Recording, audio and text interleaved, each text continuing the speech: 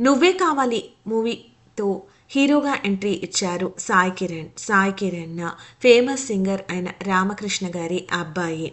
రామకృష్ణ గారికి ఇద్దరు పిల్లలు, పెద్ద అబ్బాయి సాయి కిరణ్ అండ్ ఇంకొక పాప ఉన్నారు.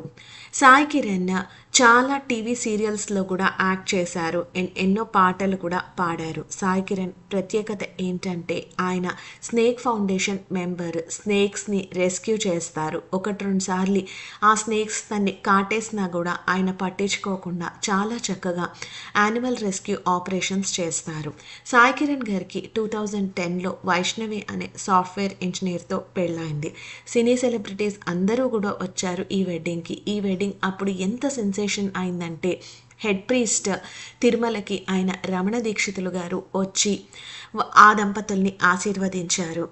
అండ్ సాయి కిరణ్ అండ్ వైష్ణవికి అనుష్క అనే ఒక పాప కూడా ఉంది.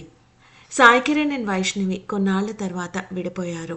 సాయి కిరణ్ సీరియల్స్లో చాలా బిజీగా యాక్ట్ చేస్తూ ఉన్నారు. మలయాళంలో కూడా యాక్ట్ చేశారు సాయి కిరణ్. తెలుగులో చాలా సినిమాల్లోనే హీరోగా యాక్ట్ చేశారు, కానీ ఆయనకి లక్ కలిసి రాలేదు.